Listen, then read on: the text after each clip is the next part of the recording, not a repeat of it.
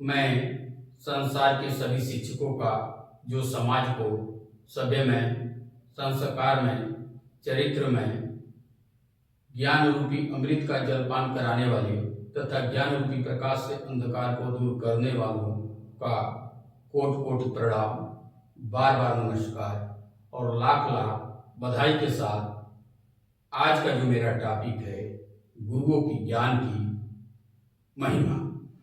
आज प्यारे छात्रों, जो गुरु, आपको गुरु का अर्थ ही होता है अंधकार से प्रकाश की ओर ले जाना। तो यहाँ पर जो गुरु आपको ज्ञान देता है उसकी तुलना में उस पीपल के वृक्ष से मैं किया हूं। इस पृथ्वी पर जितने भी प्रकार के पेड़ पौधे हैं उसमें से पीपल एक ऐसा पेड़ है जो सबसे अधिक पूजनीय और सबसे अधिक ऑक्सीजन देने वालों में है।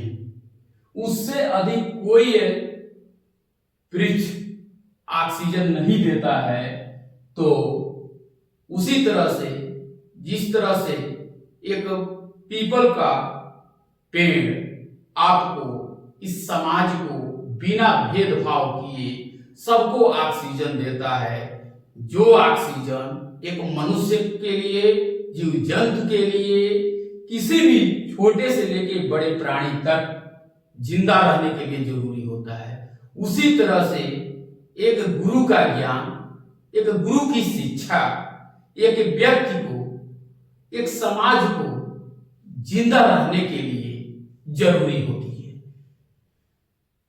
फिर उसका जो ज्ञान है, कैसे एक शिक्षक अपने ज्ञान को एकत्रित करता है, उसकी ज्ञान की तुलना मैं एक गेहूं के बोरे से मैं किया हूं। जिस तरह से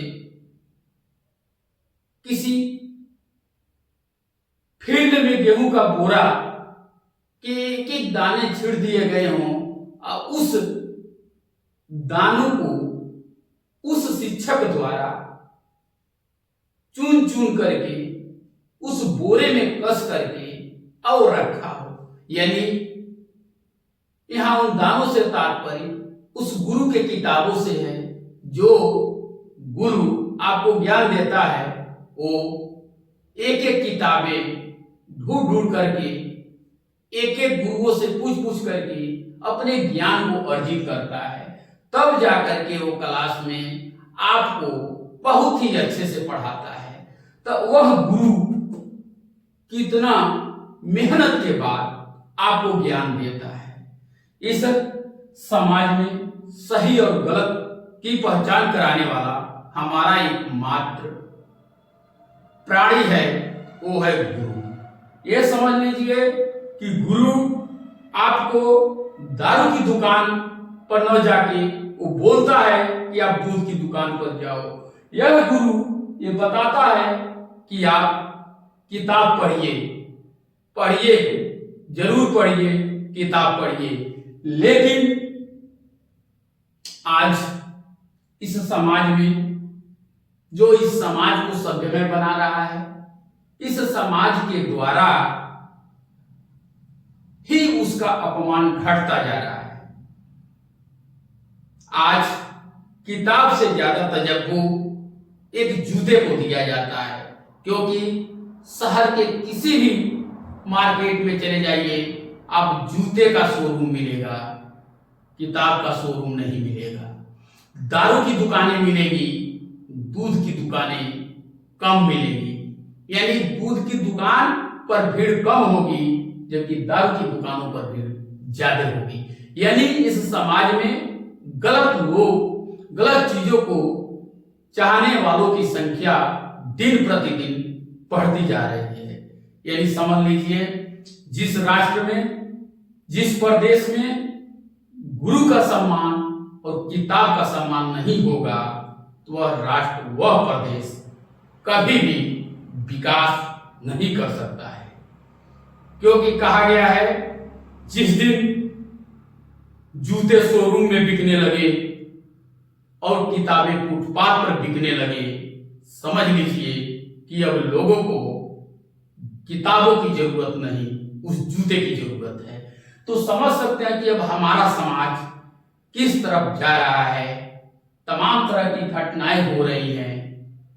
जो शिक्षक उस किताब के माध्यम से, अपने छड़ी के माध्यम से, अपने ज्ञान की वर्षा से, अपने अनुभव से आपके अंदर एक दिव्य ज्योत, एक सोच, एक थिंकिंग पावर, एक डायरेक्शन देता था। सही क्या है, गलत क्या है, आज उसी की अवहेलना हो रही है। आप जज नहीं कर पा रहे हैं कि कौन सही है, कौन गलत। आज अपने भी रिश्ते जो बहुत करीब थे वो दूर होते नजर आ रहे हैं। तो सोच लीजिए इसके बाद भी लोगों का जीवन है, वो जीवन कैसा होगा।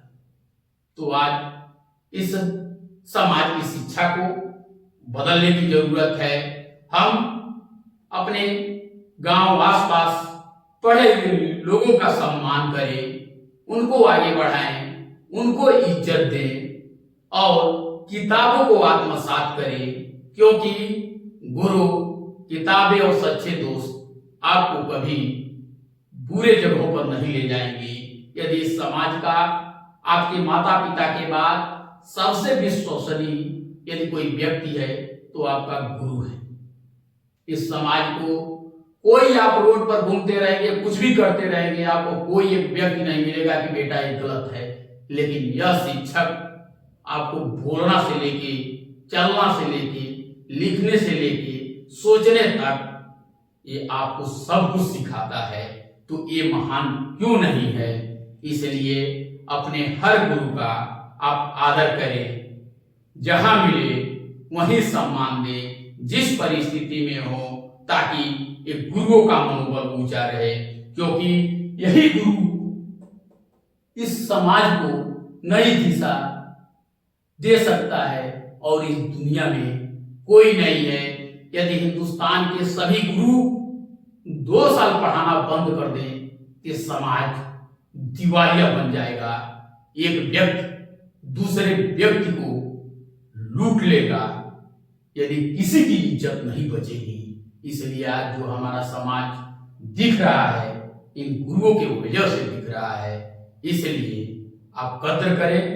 जय हिंद, जय भारत। जिंदगी आपकी, फैसले आपके। आप सभी का